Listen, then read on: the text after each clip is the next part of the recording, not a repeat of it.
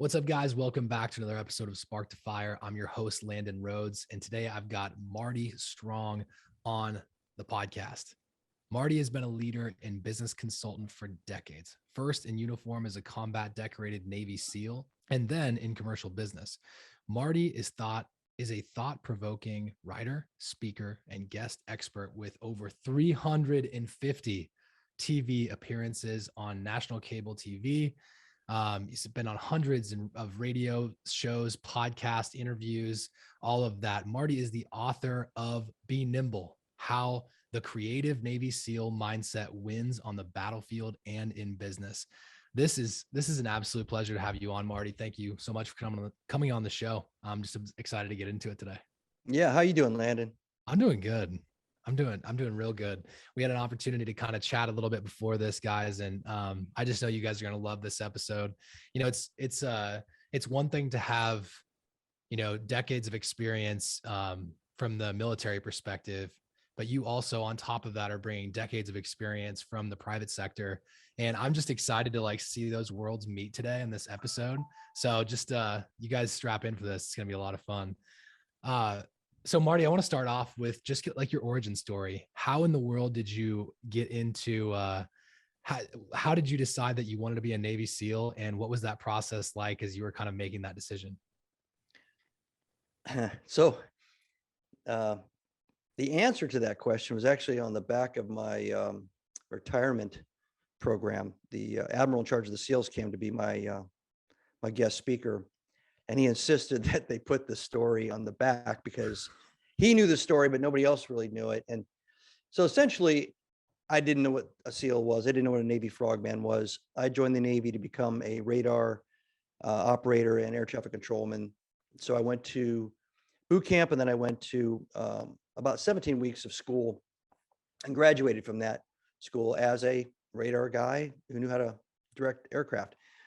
And it turned out that while I was in boot camp, something I didn't understand at the time, I took a swimming test, a timed swimming test. It had some other elements to it. I was 17. I just did what I was told to do because I was being checked out for a swim relay competition that was going on during boot camp.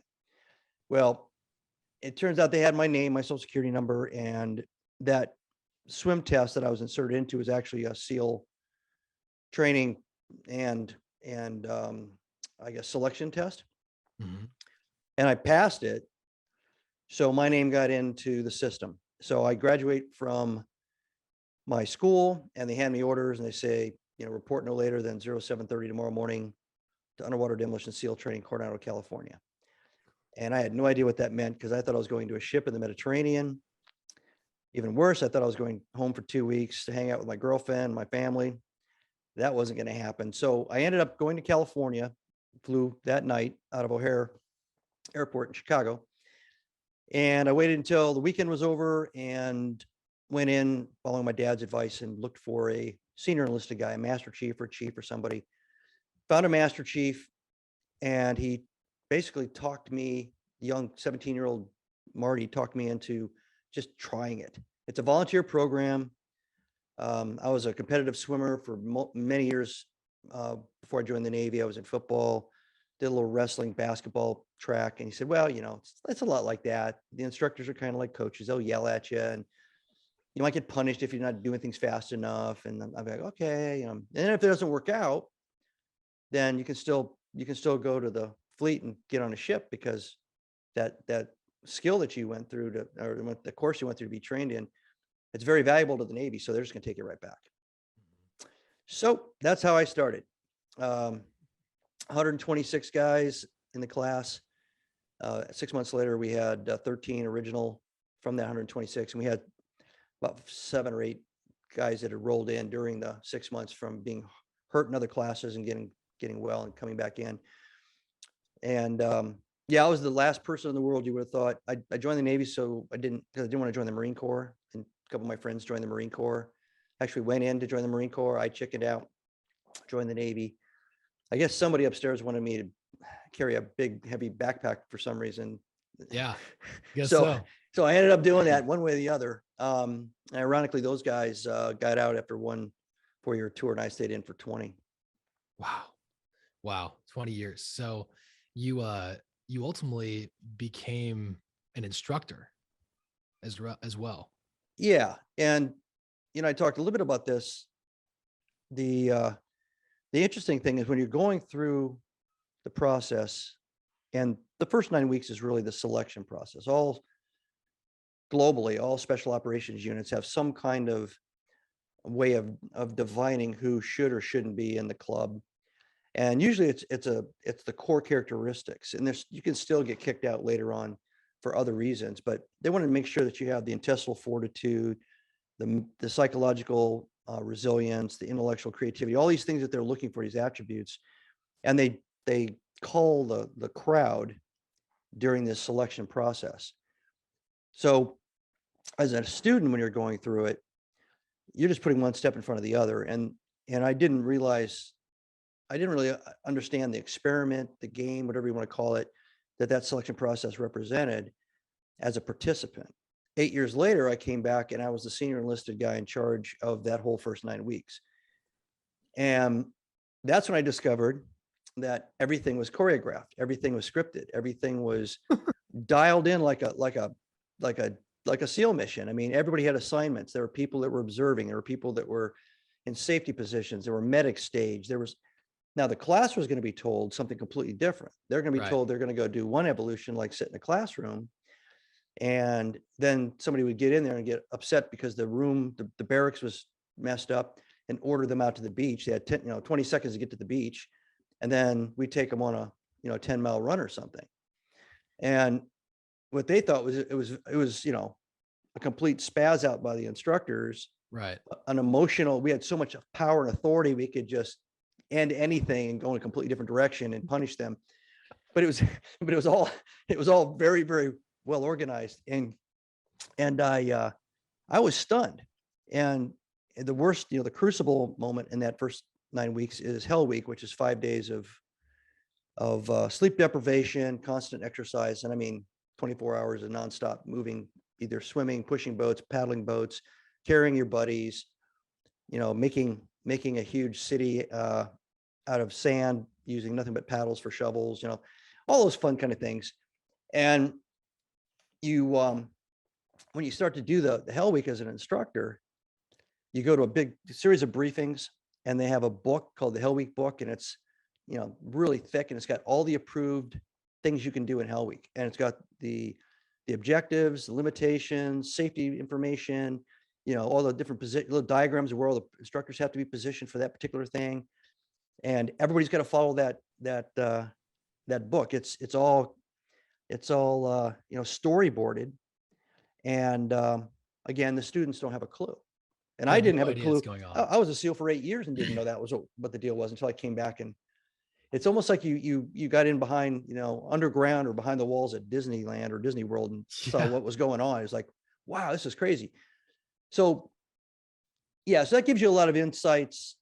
I say more so than when you were going through. You're not at 17. I wasn't a deep thinker. I wasn't trying to psychoanalyze myself and everybody around me. But when you come back after 8 years of being in that job, you kind of instinctively relate to some of the experiences and say, well, I see why they did that. Well, I see why they did that. All right. I've been a lot colder out, in the teams than I was at Buds. Oh, I was more afraid of heights, or I went, I had to do things that were crazier in the teams than I ever had to do in Buds. So that's just the beginning, but I get what they're trying to test for, what they're looking for. But then once you get in there as an instructor, all that other stuff's revealed, and you never know who's going to make it. Even as an instructor, until you've watched them for 1 or 2 days in the beginning, and then you get experienced at maybe 1 or 2 classes, you start to be able to read their eyes. And you can tell the guys that are thinking about quitting. You can tell the guys that are listening to the voice in their head. Did you know did you know Jocko was going to make it right when you saw him? No, I mean, quite frankly, there's nobody, so he's a really muscular, husky guy, right? He's probably bigger. He's not bigger now than he was as a student, because we all ended up pushing weights and stuff once we got out of there. But every student that comes in there, the outsider would look at it and say, okay, that person looks like an MMA fighter, or that person looks like an Olympic athlete, or that person, or you watch them run. Wow, that person's like a gazelle. And you start ranking them based on their athletic ability. And then if you think you know a little bit more about the training and the selection process, you go, they use physical stress and physical, events to wear these guys down. So the guys that are athletes aren't going to get worn down as much. So they have an advantage again. Turns out that's not the case. You wear everybody down until everybody's worn down. So if you're not an athlete, you're worn down more than maybe an athlete, but the athlete gets to the point where they're having that same conversation in their head about, what did I get myself into? Everyone gets to zero. Everybody, and you see it in their eyes, and it's coming, and you lose about half the class by the time you get to Hell Week. So in the first 5 weeks, I think we were like maybe lost 68 or something. And they're already pre-screened out of a population of upwards of 500 to get into the class. So you went from 500 to 126 in my case. Then you get down to like, 50 something going into Hell Week. And usually at the other end of Hell Week, you've probably got about 30 left. And you had how many in yours? We had 60. I think we had 62 going into Hell Week. And we came out of Hell Week with about 25 or 26. And then Hell Week beats up people in a way that some of them have to be pulled out of the class and rehabilitate and come back into another class, like the next class coming along, or they get injured for the same reason, you pull them out. There are some other things in the diving phase, which is the second phase, that people either test out on the academic side or they fail some of the stress tests underwater. So there's still some more attrition that happens, but it's a very specific technical oriented attrition, to being comfortable underwater, which, that's kind of a special issue with each human being. Yeah. Unless you were trained ahead of time, unless you were trained to overcome that ahead of time. So that's fascinating. So you got out, and what happens right after you get out of Buds? Like what team did you end up on, and what was your next mission? How did all that go? Yeah. So back in those days, we went to Army Jump School. The afternoon of graduation, we flew to Army Jump School. That was 3 weeks long. Learned how to do what's called static line jumping. That means you have a parachute, but there's a nylon cord that's attached from the back of the parachute to a cable in the airplane. And so when you jump out, your body weight and the force of the airplane going the other direction jerks the parachute out of the package on your back and deploys the parachute. And you can't really steer it much. And the Army Rangers are famous for doing those jumps in combat, like at 500 feet, 600 feet. So they're barely, opening before their feet hit the ground. That's to avoid ground fire and to eliminate the amount of time that they're floating up in the sky as a target. We didn't have a mission like that with the Rangers. It was a prerequisite to jumping in off the coast or jumping in to rendezvous with ships and things like that. And at the end of those 3 weeks, I went to SEAL Team 2, which was it's in Virginia Beach. And at that time, we only had 2 SEAL teams. We had, I think, 4 underwater demolition teams and 2 SEAL teams, and they had distinct different missions. In 1983, they converted all the underwater demolition teams to SEAL teams. But back then, SEAL Team 1, SEAL Team 2 were jungle fighting units. They were right out of Vietnam. Yep. I think we were 2 years. Yeah, Vietnam had ended 2 years before I checked in, and everybody that was there, except for about 20 of us, say 20 out of 100, the other 80 were all combat veterans, multiple tour Vietnam vets. And that's basically where I started those 8 years I was talking about before. And that's who you actually got trained by too, Vietnam vets, right? Like when you were in UDT? When I was I never got to go into UDT. When I went to SEAL Team 2, because UDT at that time, they rode amphibious ships and they did beach reconnaissance and things to support the Marines landing in the beaches. SEAL Team 2 and 1 just did jungle stuff. So it was pure jungle commando kind of stuff. And yeah, I was very lucky. I still think I was very lucky.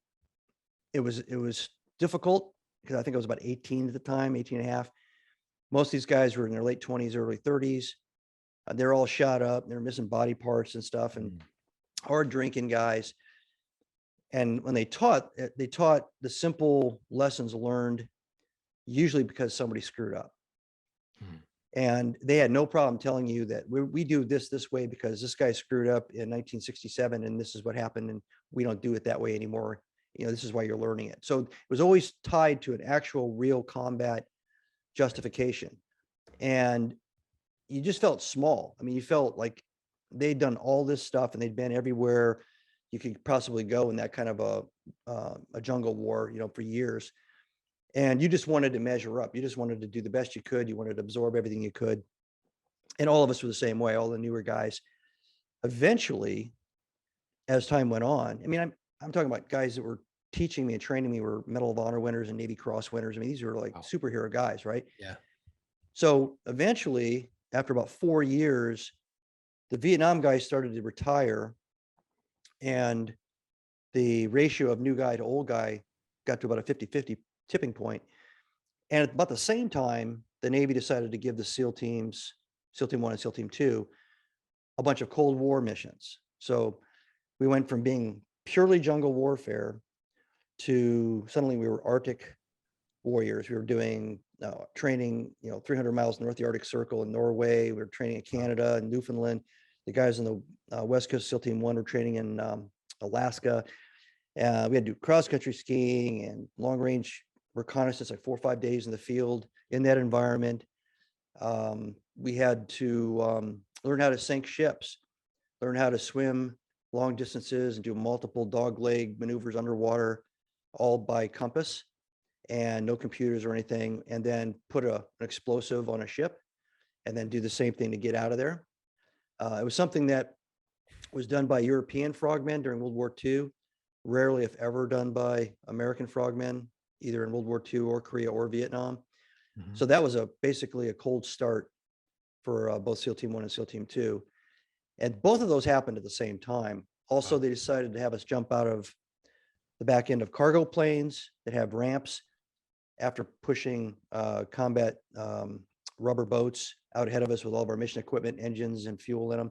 We didn't know how to do that. We had to learn that from the Army. Then we had to start jumping over and over. Like every 3 or 4 days, we were jumping out. We were crashing, blowing up boats, and it was exhausting because you were constantly doing all this logistics to get the package together and get briefed up.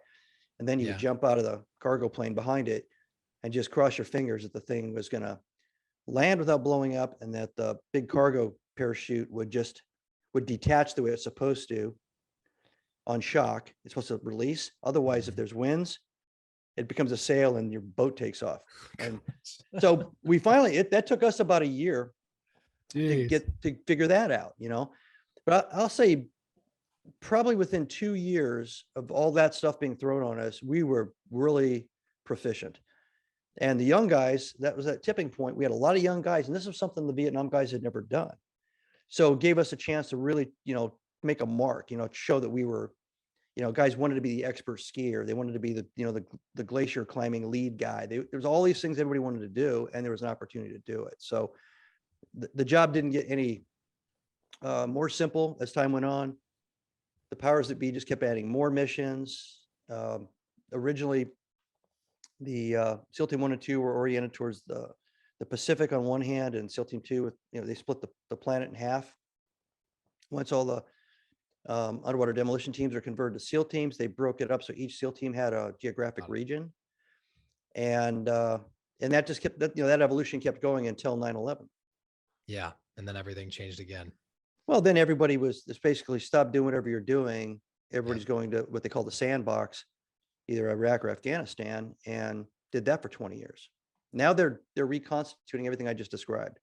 They're going back to what they call the legacy mission, profile of all those different capabilities, all those different possibilities, and much, much more advanced parachuting, skydiving, and all kinds of crazy stuff. So yeah, it's become much, much more technical over time. And the guys that were in combat, say the last 10 years, are now having to relearn, if they ever did, or learn from scratch a lot of these older capabilities that were just set aside during those 20 years. So you transition out to the private sector, and I want to just kind of transition the conversation a little bit to that, and really just I want to talk through like all the different journeys you've been through. So you're an author. You've got tons of different books. I believe, is it 8 fiction books? Is that right? 8 published, and the ninth comes out June 30th. Okay, soon to be 9. And then you've got your Yeah, 2 nonfiction business books, which are correct, Be Nimble and Be Visionary. correct. Yeah. So I want to talk about a little bit of some stuff that I pulled from those books and just from some episodes that I've heard you on. First of all, what does it mean to when you wrote the book Be Nimble? What is the nimble entrepreneur, and like what does that mean to you from that perspective? Probably the easiest way to understand what I was trying to convey in the title and in the book would be, how do you achieve intellectual curiosity so that by achieving intellectual curiosity, you can then achieve intellectual creativity. Creativity usually follows curiosity in my experience. And, whether you want to call it agile or nimble thinking, whatever, really it's open-minded thinking. It's clearing your mind and getting rid of all of your biases and your prejudices. I also talk a lot about, trying to clear, you know, the sequence is actually intellectual humility, and then you get intellectual curiosity. It allows you to get the intellectual curiosity, and then that leads you to intellectual creativity. And if you do those 3 things, you're going to end up being nimble or agile. You will be that. That's the behaviors that lead to that kind of outcome. If you don't start with the first one, if you don't start with the intellectual humility, usually it's because you're relying too much on what you've done in the past, what you've learned in the past. I mean, education, I don't care at what level, is essentially a history lesson.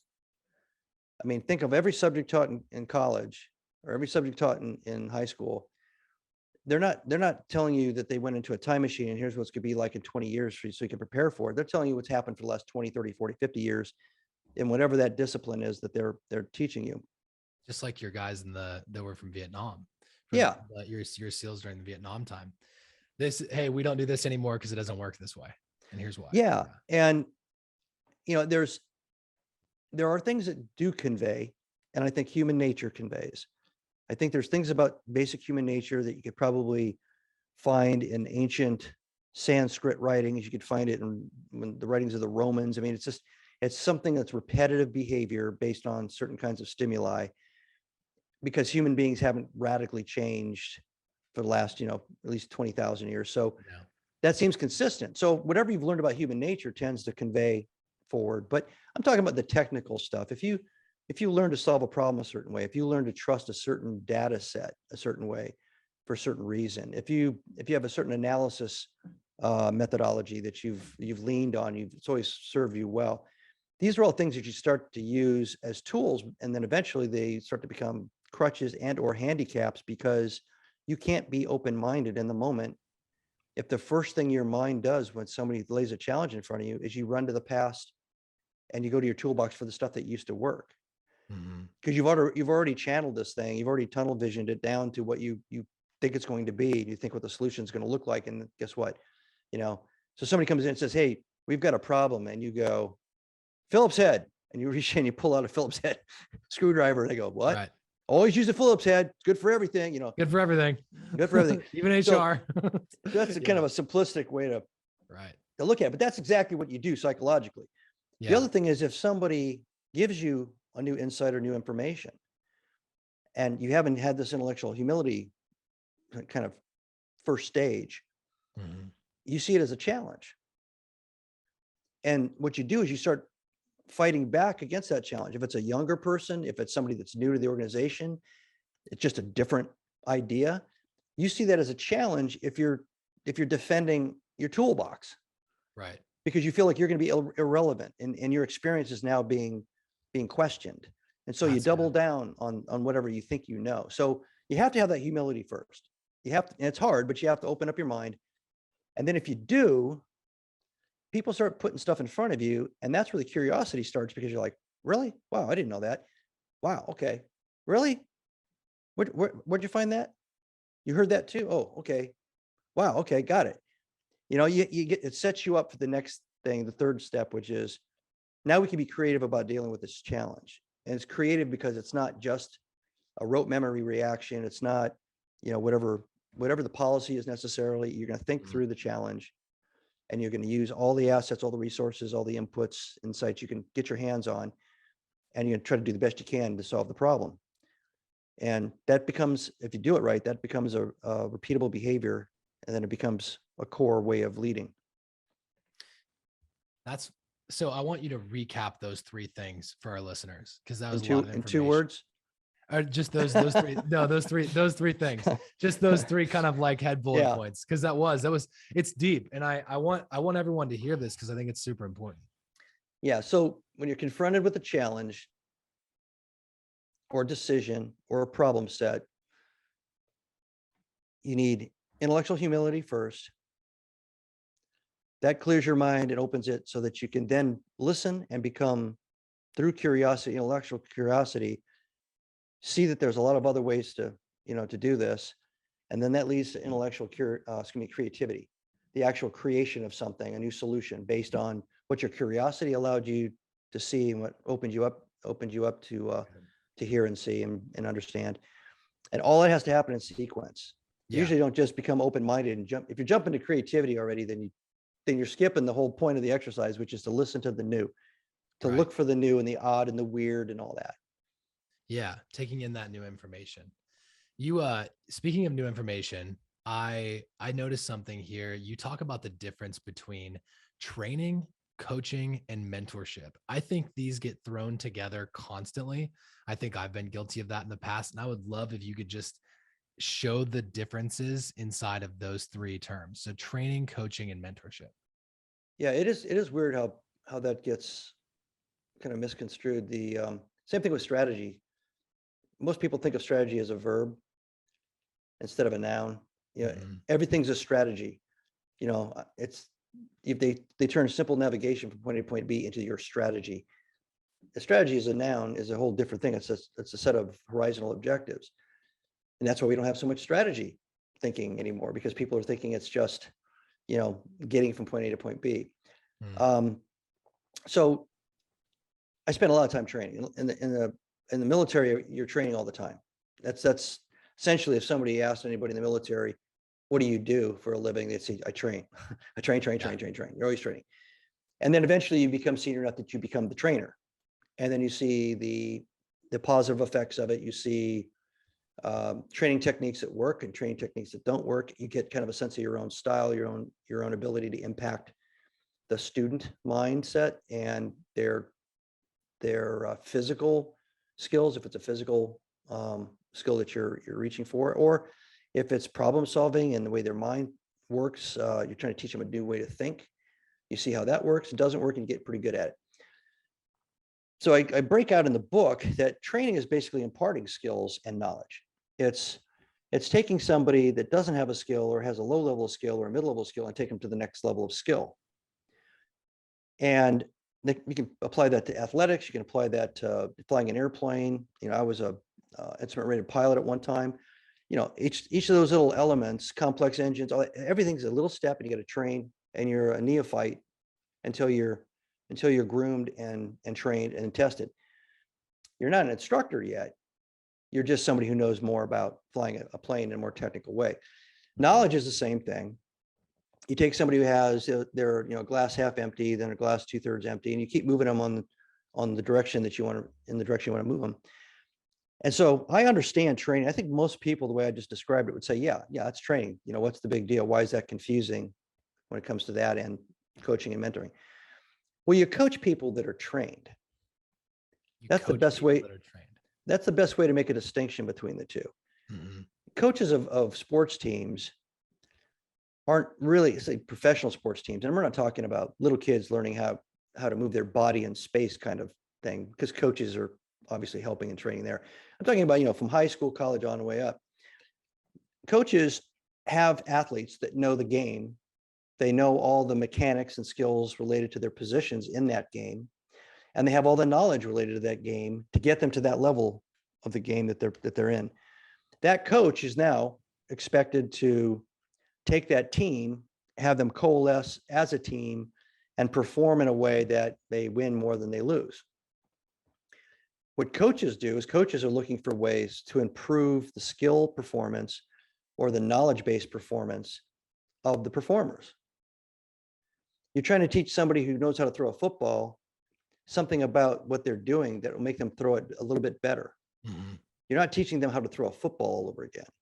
Good. And in coaching is usually, used, and in the book, I kind of give some examples.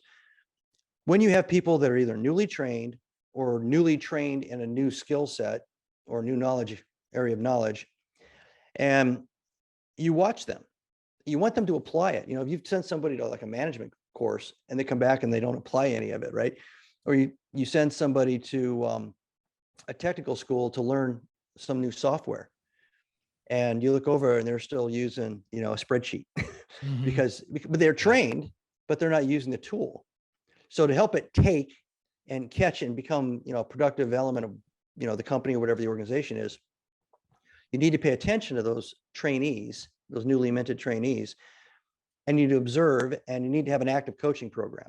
Either their superiors, or if you're a big enough organization, you can actually have a training unit like in human resources or something. But they have to be looking at that. But otherwise, it's a huge waste of time and capital to put people through, training events and training programs, and then say, okay, they're just going to apply what they learned, because that's You just got it. what, yeah. And they usually don't universally. There's some kind of a bell curve of those that kind of do, and then screw this, I'm not going to do it. I like what I've been doing. So that's, to me, is coaching. And coaching can be a long duration event, like in a sports team, but eventually, management and leaders get to a point where the individuals and the units, the teams, whatever, are now clicking. That means that they've done a good job coaching. And the next level is where mentoring is required. And mentoring, in my mind, can be forever. The need for mentoring can last for an entire career, or your entire profession, however long you want to be in different companies and stuff, because it's going to allow you to transcend average performance. It's going to allow you to transcend what the job's defining you as right now into something that you're possible or capable of doing down the road, and you maybe don't even see yet. So in mentoring, you're spending a lot more time having the person envision what they could be, envision the performance they could achieve, and helping them describe to you what would they need to do to make that happen. And it's not really about problem solving per se, but sometimes that can happen. Somebody can lay a little mini personal case study in front of you, and you, as a mentor, you have to listen to it, and then you've got to kind of go to the element that you're responsible as a mentor to touch, which isn't all the white noise around the story. It's, if I'm mentoring this person to be a better leader of human beings, because they're great at everything else, but they're still rough around the edges in communication style, or maybe they're too abrupt, in the way they roll out new ideas, and everybody gets shocked. And there's always this, backwash of collateral damage that goes on every Kind of time they rough do it. around the edges, really. Yeah. And Yeah. so you're going to help them see it and figure out a way to deal with it as a person, their way, because it's going to be unique to them. That's good. And it's not therapy, though. So those are the three things. Training is usually a very set period of time with very set curriculum and very set objectives, technical or knowledge based. Coaching is to make sure that stuff is actually used and used well, and that teams of people that might have been trained that way are coalescing and working together. That's usually a little bit longer period than training, but does have kind of a fixed shelf life. Mentoring can go on forever. That's good. I love that distinction. I really appreciate you just drilling down into that for us a little bit. So I've got some more kind of rapid fire questions. I love these. They always prompt some of the best responses. So they're usually answered in like a minute or less, but I just want to hit you with a couple of these and just see where we get. So I want to hear in less than a minute, what was your favorite story about your time in the SEALs? Best experience, favorite story, craziest thing that ever happened. You can pick one. I think it's funny. The one that flashed in my head, I'm going to tell you. I was in Denmark, and we would go in every weekend to Copenhagen with the Danish frogmen to hang out in the capital city. And we trained with them using kayaks, 2-man kayaks. And I think it was like the third weekend, me and one of our medics decided we didn't feel like going in and drinking again. So we looked at each other and what do you want to do? So we planned a kayak trip up this fjord, and we asked some of the Danish guys which way to go. And he grabbed a boom box in those days, which, big music box. Yeah. And he put in Christopher Cross and put that music in. And we started paddling. We paddled about 7 or 8 miles up this fjord. It was absolutely gorgeous. Not a human habitation anywhere. Oh yeah. And we pulled into this kind of black sand beach, and there was a cliff to our right. So we said, well, let's go up there and see if we can camp out with our dome tent for the night. And we went up there, and what we found was a ring of stones. It was a Viking grave on the point. No way. So we put our dome tent smack dab in the center of the stones and sat there and listened to some great music. And we brought some wine and food and everything. So we sat there and drank wine, told stories, and laughed our ass off until we finally just fell asleep. And when the sun came up, we were up on that point. It was absolutely incredible. Wow. That's That, super that cool. that's what popped in my head when you said that. If That's my so kids listen to this podcast, they're gonna say, "You never told us that story." That's good. That's good. This is a great question too. So what changed? Let me find the exact way of how I want to phrase this. So what did you used to believe about leadership that you no longer believe? Something that you were dead set on, this is exactly how it is, and you've recently changed your mind about. I don't know if it was recently, but I grew up being very respectful of authority figures, starting with my father, my uncle, everybody I ever worked for. And I worked in a lot of jobs in high school, Mhm. teachers. I believe that if you were in a position of leadership, somebody had put you in that position of leadership because you were the smartest person in the room, and you were deserving of not blind loyalty, but darn near blind loyalty. Mhm. And that's how I started out. And that's how I was for a long time, until I probably got into my early 30s. And then I realized that's not how they're picking them. No. They're not picking them that way. And then I started feeling a little actually my SEAL series of novels starts with a young Lieutenant JG, the very beginning at Buds, and takes him all the way. The fifth one, which is the one that's coming out in June.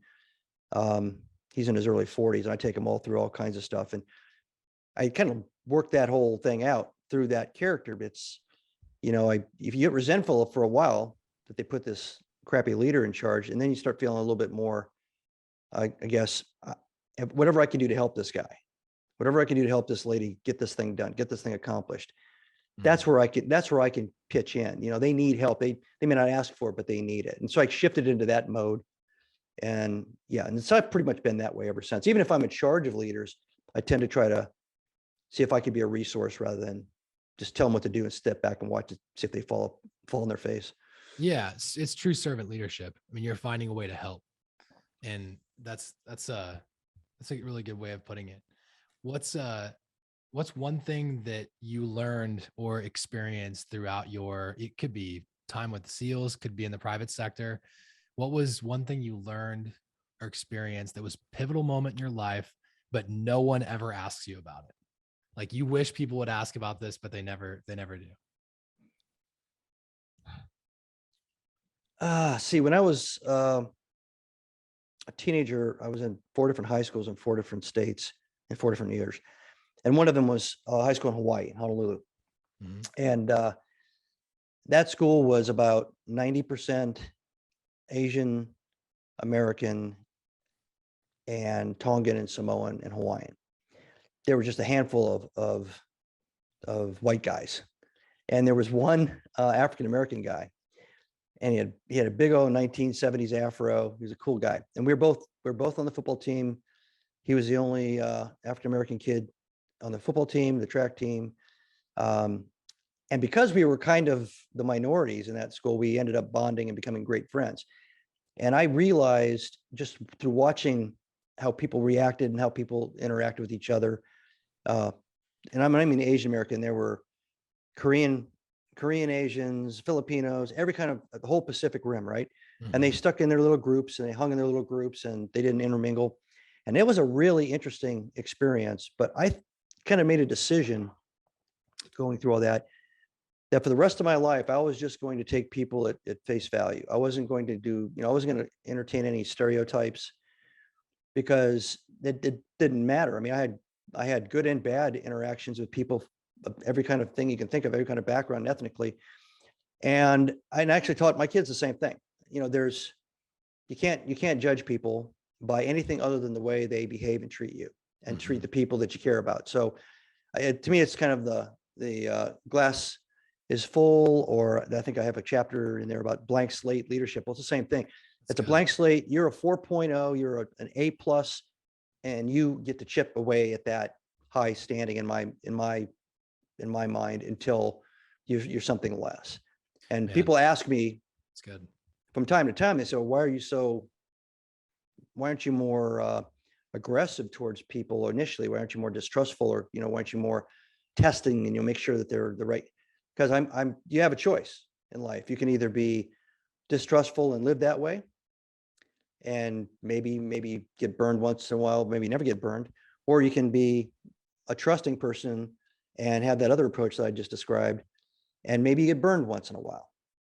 And I've been burned once in a while doing that, but I'd much rather go through life meeting everybody and assuming everybody has good character and they're honest and all that, and then see how the behavior turns out. That to me is a better way to do it.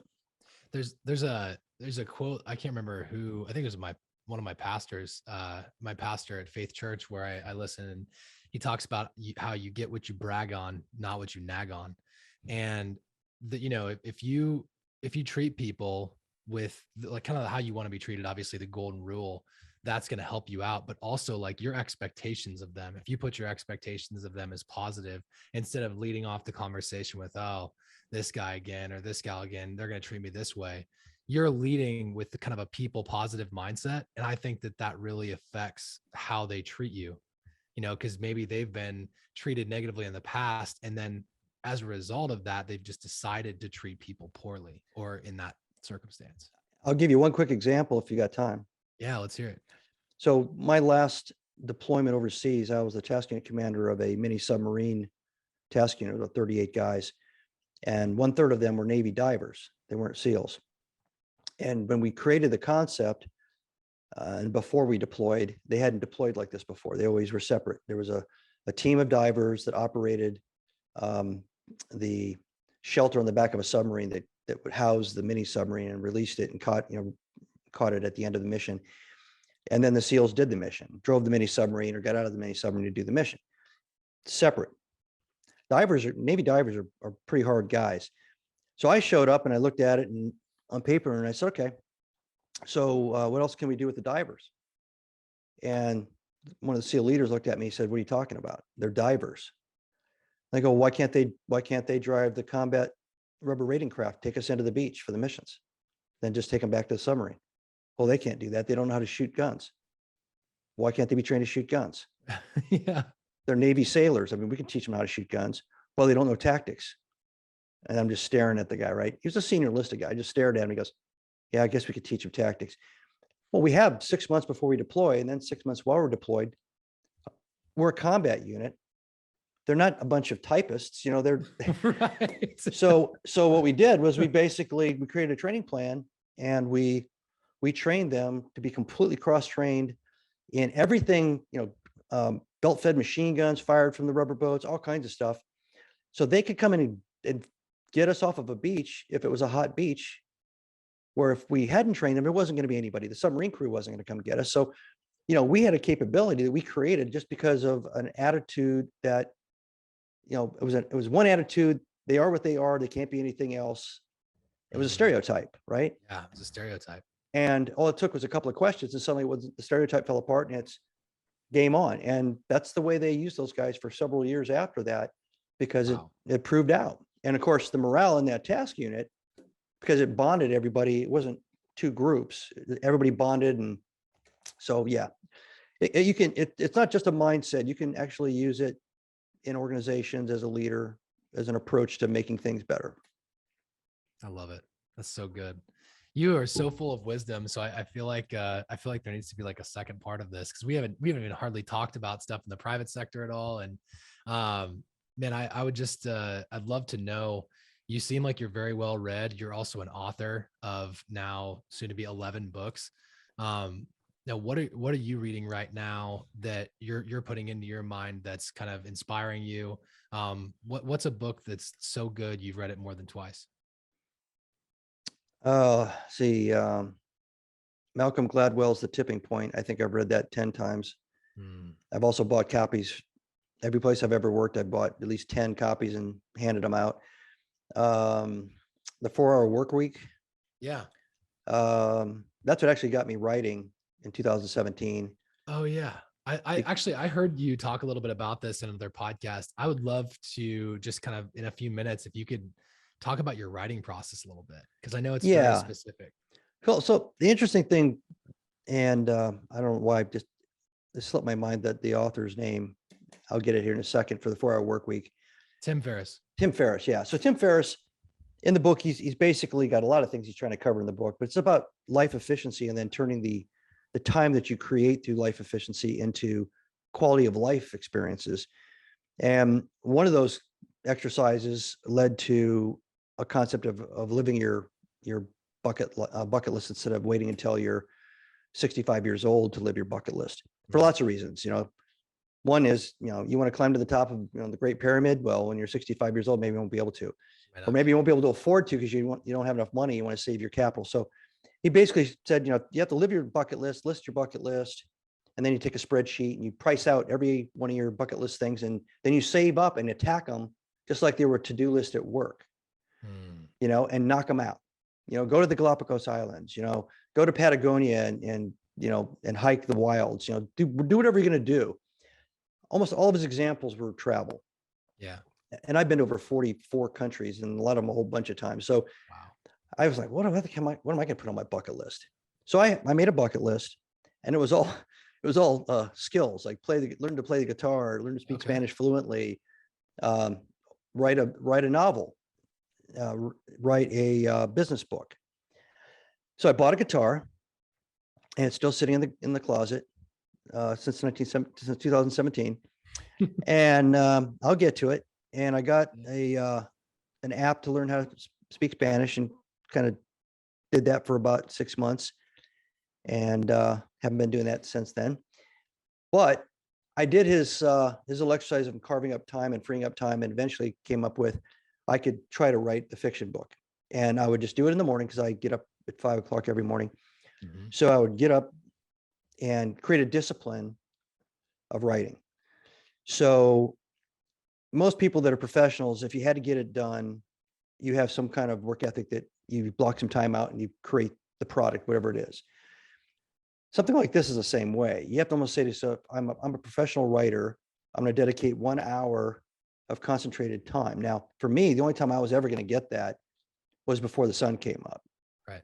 Because as a CEO, I've got close to 1,000 employees scattered all over the place in a couple of companies. And yeah, once the sun comes up, my phone starts blowing up, and that's the end of that. So it was realistic to pick that time frame. And then I decided I didn't want to write about SEALs. I wanted to write about the SEAL warrior ethos and the brotherhood kind of mindset, and do it in a way I felt unfettered. So I decided, okay, I'll make it a science fiction book, but I'll make the story about people that are engaged in that kind of behavior.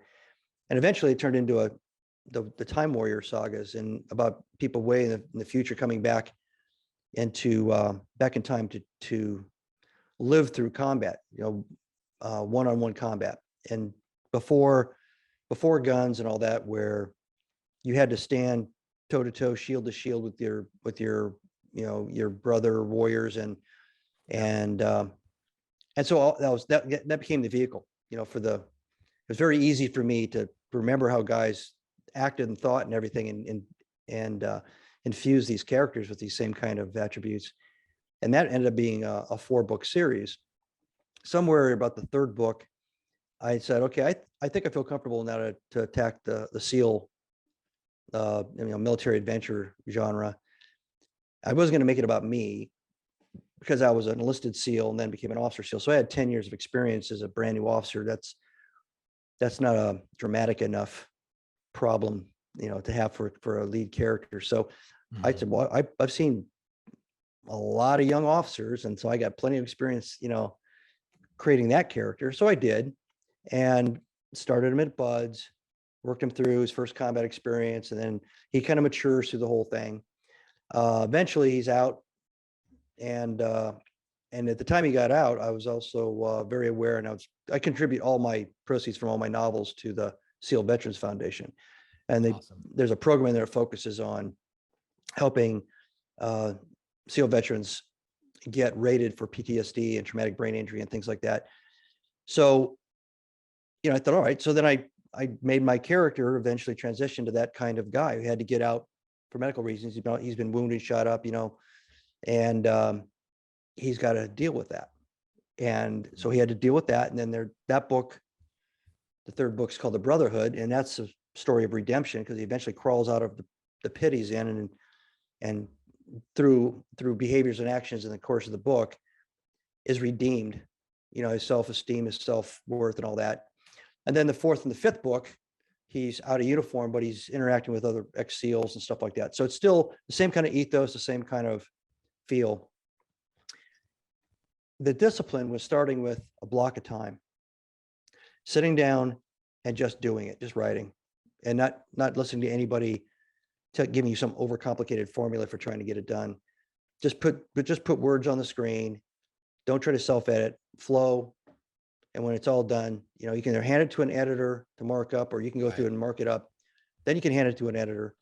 Another advice I got was to give it to a beta reader, somebody that could read the book who likes that particular genre, science fiction or military or whatever. Same thing with the business books. I did that. So I had two or three people that would read one chapter at a time. As I finished it, I'd email it to them. But Kandahar Moon, the fifth SEAL book, I did that right up to the last chapter. Boom. The guy was in Europe on vacation. He was still reading them, sending them back with comments. That's awesome. And what happens there is they catch you making mistakes and things that aren't so much editing. It's more character. He was left-handed in chapter 2. He's right-handed in chapter 13, that kind of stuff. Yeah. And it really takes the stress out of you feeling like you've got to second guess every paragraph or every sentence you're writing. Once you get used to that, as a second discipline or behavior, you show up, you commit the hour, you let the flow happen, you put the words on screen, you show up the next morning, repeat. So I do it 7 days a week, pretty much any place and everywhere I go. And it's like brushing my teeth. After a while, it just became just what I do, I love that. I think we can all learn a lot from that. Is just anything in life, don't overcomplicate it. Don't put too much pressure on yourself. Just basically prepare to show up for that hour, and magic will eventually happen. If you do show up every single day, you put enough intentionality into it, you're going to find your flow state. Yeah. It doesn't mean you're going to, make $1 million off the book, or it's going to be a big movie or anything. I find it cathartic. I find it very rewarding. It's a creative exercise, which makes my brain think more creatively. I have to look up stuff. I have to be, curious. I don't know, what shape a spear a Germanic warrior in, the 3rd century AD was carrying, or how he used it. I mean, I had to do a lot of research. I didn't about that. I did a lot of research I didn't expect. And even with the SEAL books, I had to transition it and be accurate. The weapons changed, the optics changed, the night vision technology changed, the gear they were wearing changed over the span of about the 20 years the 5 books cover so far. So now, having said all that and sounding all competent and full of myself as a productive writer, when I got to the first business book, it wasn't so smooth, because it wasn't, because it felt less creative and more like a school paper. Like I've got to have a beginning, a middle, and I have to outline it. I have to have it organized. Somebody's going to scrutinize this thing that way. This is the most disorganized, collection of crazy thoughts I've ever read. Nobody does that when you write a sci-fi book. Nobody goes, What do you mean? The guy can float, Yeah, I don't, imagine Stephen King writing it. yeah, I don't What do you believe a guy mean he can, lives in the sewers? he can't float. People can't float. Nobody's going to criticize you. And Yeah. when you put it on, when you put the words down, you're like, yeah, I got a freebie here. Nobody's going to say anything about that. But when you sit down with a business book, you start thinking about all these people that are going to criticize and not so much ridicule, but and that's too strong, but you really are concerned about the way it's going to be perceived. And I took months trying to figure out exactly what I was trying to do with the book, exactly what kind of message I was trying to send, who my audience was, which helped a lot because then the other stuff kind of falls in place. And then once I finally had that all kind of aligned, I organized the chapters in a series of kind of progressive discussions that I thought were progressive and were kind of foundations for each of the following chapters. So that I was walking the reader into a better and better understanding of what I was trying to get across. And then I wanted to make it conversational, not academic. But it did. It took 3 months to figure out what I wanted to do and kind of how I wanted to do it, and about a month to outline it before I actually started to write it, which is I could start a novel right now as soon as this interview is over. I wouldn't have any of that No problem. any of that angst or any of that stuff. Yeah. Yeah. And then when somebody reads the stuff and comments and reviews it and comes back and says, wow, this is, I printed this thing out and marked it up because I felt like I needed to keep taking notes or something like that. And the guy's a CEO of a company, whatever. And I go, wow, okay. I never thought of it as a tool that way, but I've got those comments a lot for being Nimble for sure. That's super And cool. yeah, that's pretty good feedback. I'm excited to read that one. That's awesome, man. Well, thank you so much, Marty, for coming on today. I just appreciate you just sharing your wisdom with us and for being so present. What's the best way people can find you right now, both the novel series and the books? Where do you want to direct them today? Sure. So I write the novels under ML Strong, and I write my business books under Marty Strong, but you can find all of that at martystrongbenimble.com. It's got articles, it's got links to some podcasts, my bio, some excerpts from some of the books. And then there's, at the bottom of the homepage, there's links to the 2 different fiction series and to the 2 business books. That's the easiest, cleanest way to do it. Awesome. Very good. And if you want to do this again towards the end of the year, Be Visionary is going to come out around December. So we can do something. Dude, let's do it. I think we need to talk about that, and we need to get back into the really just, I want to unpack your brain from all of your expertise in the private sector too.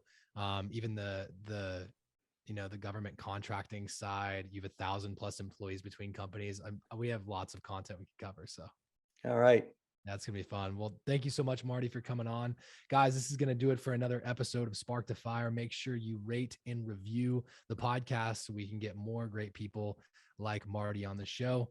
You guys can do that at Apple Podcasts. Just make sure it's a 5-star rating.